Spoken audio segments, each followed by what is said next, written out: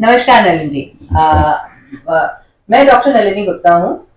मेरे साथ आज बात कर रहे हैं mister Nalin Tripathi, who is a very senior advocate and master in getting solving the surrogacy cases.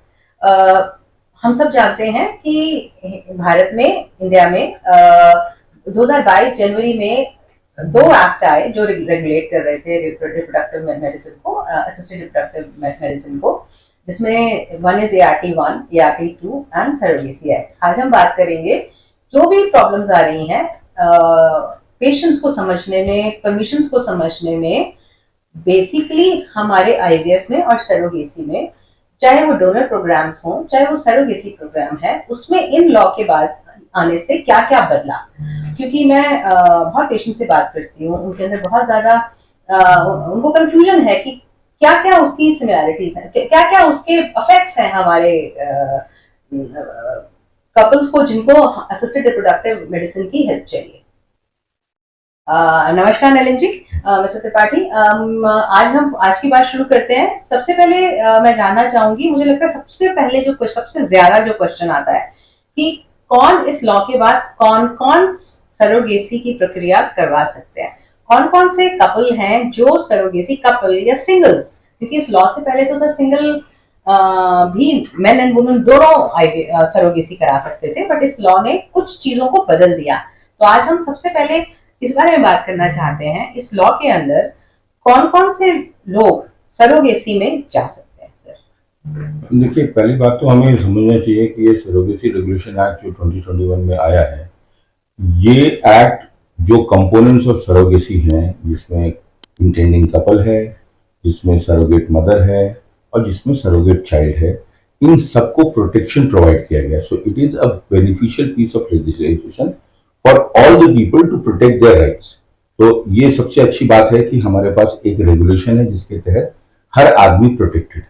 ये नहीं है कि सरोगेट मदर का अब्यूज करे उसकी फैमिली, ये नहीं कि कपल सरोगेट चाइल्ड को अबैंडन कर देते हैं, ये नहीं कि सरोगेट चाइल्ड मतलब सर जो कपल का बच्चा सरोगेसी से हो रहा है, होने वाला हम उसकी बात कर रहे हैं। सरोगेट का अपना बच्चा की बात नहीं कर रहे हैं। सरोगेट मतलब जो सरोगेसी प्रक्रिया जिस बच्चे को प्लान कर रही है फॉर इंटेंडेड कपल, बच्चा जो सरोगेट ने बेयर किया है फॉर द कपल, हम उस बच्चे की बात कर रहे हैं। सरोगेट चाइल्ड को डिफाइन ही ये किया गया, child to be born through surrogacy procedure.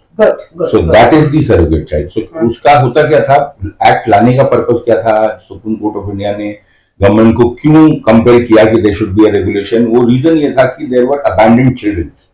तो वो अबैंडनमेंट को रोकने के लिए ही बेसिक लॉ बनाया गया है। लॉ का दो फोल्ड पर्पस है, वन की अबैंडनमेंट रोको, बच्चे का जो आ रहा है उसको उसके कंप्लीट राइट्स मिले as if a natural child of the intending couple, और सेकेंड है कि कॉमर्शियल सरोगेसी को by all means it should be stop. It should be purely altruistic surrogacy, जिससे कि फैंसीफुल सरोगेसी नहीं होगी। जो नीड बेस्ड सरोगेसी है, नीड इज डिफाइंड रूल 14 में, डिजाइनर बेबीज को बेसिकली नहीं, हाँ, वो नहीं है। अगर आपकी मेडिकल नीड्स एंड रिक्वायरमेंट्स है, जिसको डिस्ट्रिक्ट मेडिकल बोर्ड सर्टिफाई करेगा रूल 14 में, सिर्फ वो लोग ही सरोगेसी कर पाएंगे। हाँ, और सरोगेसी चाइल्ड में मुझे लगता है ऐसे ये भी प्रोटेक्शन आया कि जो कपल बच्चे को प्लान कर रहे हैं, चाहे उसको बेयर सरोगेट ने किया है, वो बच्चा कैसा भी क्यों ना हो, जैसा वो अपने कपल का बच्चा है, उसके अंदर कोई सारी चीजें साइंस डायग्नोज नहीं कर पाती सर, कोई ना कोई डिफेक्ट्स भी हो सकता है। Even then couple can not abandon that child. Yes, section 8 में वो प्रोविजन किया गया है कि जो भी चाइल्ड है as if a natural child of the biological child of the couple, intending couple कहलाएगा, और उसको सारे राइट्स जो नेचुरल चाइल्ड के होते हैं वो प्रोटेक्शन उसमें प्रोवाइड किया। सर, आप मुझे ये बताइए, सरोगेसी प्रोसेस कैसे शुरू किया जा सकता है और कौन कौन उस प्रोसेस को शुरू कर सकता है? देखिए, सरोगेसी जो आज के कानून के हिसाब से है, उसमें इंटेंडिंग कपल को अलाउ किया है। इंटेंडिंग मैरिड कपल चाहिए तो उनको ये सरोगेसी प्रोसीजर अलाउड है। सिंगल वुमन को भी ये एक्ट प्रोवाइड करता है एवेन्यू, लेकिन सिंगल वुमन जो डाइवोर्स्ड है, जो विडो है, सिर्फ उनको है। तो ये लोग, जो वुमन 23 to 50 ईयर्स के भी ब्रैकेट में आती है, मेल 26 to 55 के ब्रैकेट में आते हैं, वो एलिजिबिलिटी क्राइटेरिया मीट करेंगे कि और उनको मेडिकल कंडीशन अवेलेबल है। अब इसके लिए क्या है, एक्ट ने क्या कहा कि हमको 4 परमिशन चाहिए होती है। पहला है मेडिकल इंडिकेशन, जो डिस्ट्रिक्ट मेडिकल बोर्ड हर स्टेट का है वो सर्टिफाई करेगा कि आप रूल 14 के क्राइटेरिया मीट आउट करते हैं तो आपको वो सर्टिफिकेशन देते हैं।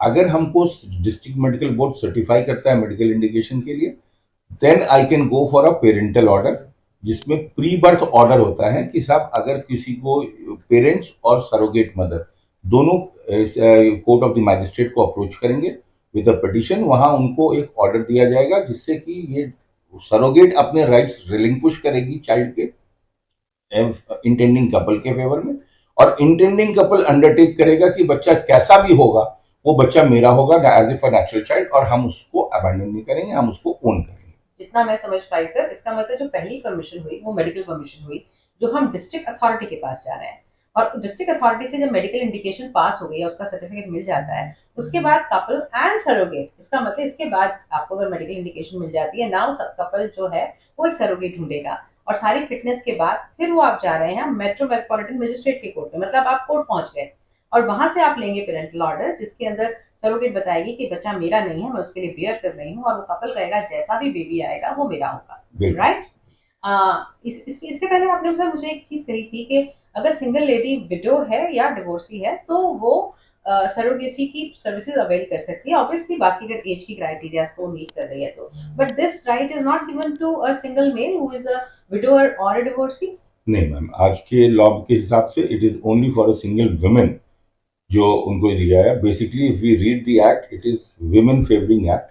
तो वो कानून इसलिए बनाया गया कि इनफर्टिलिटी एक स्टिग्मा हुआ करता था फीमेल के लिए, तो उसको अबॉलिश करने के लिए, उसको चेक डाउन करने के लिए विमेन फेवर्ड ही है। अगर परमिशंस भी हैं तो वो सारी विमेन के मेडिकल इंडिकेशंस पे अवेलेबल है। इसका मतलब सिंगल मेल का आईवीएफ या सरोगेसी हिंदुस्तान में नहीं हो सकता? नहीं, बिल्कुल नहीं। इसके इसलिए मतलब कोई कंफ्यूजन में कहीं और, मतलब कहीं किसी, मैं सिर्फ ये इतनी चीजें इसलिए क्लियर कर रही हूँ सर, किसी कंफ्यूजन में किसी बंदे को मिसगाइड नहीं होना चाहिए। जी नहीं, सिंगल मेल को आज के एक्ट में कोई प्रोविजन नहीं है, although people are fighting in courts. तो अब अगर कोई अबैंडनमेंट आएगा दैट्स इट। अच्छा, हम आ गए थे सर 2 परमिशन में, now what will be the next step?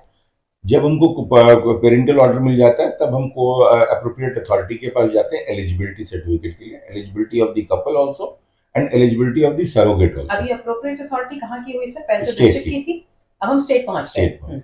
तो वो आपको एलिजिबिलिटी लेना है कपल के लिए भी और सरोगेट के लिए भी।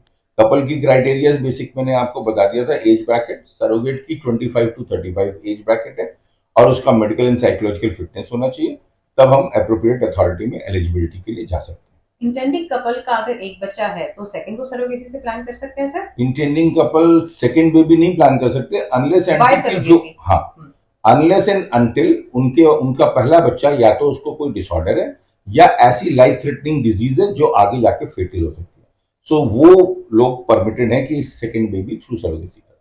इसका मतलब वो सब डॉक्यूमेंटेशन आपको मेडिकल इंडिकेशन से पहले चाहिए, बिकॉज उसी के बेसिस पे आपको मेडिकल इंडिकेशन से आपको परमिशन मिलेगी। जी।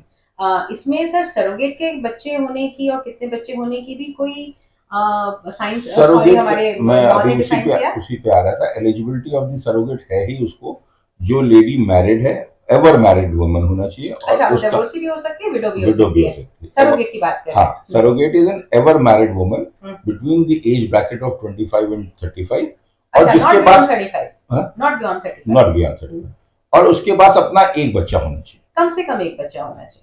Alright, that's good, that's good. इसके अलावा उसका ऑपरेटिव डिलीवरी, नॉर्मल डिलीवरी, इसका कोई लॉ डिफाइन नहीं, इसका लॉ नहीं डिफाइन, इसका लॉ कोई डिफाइन नहीं करता।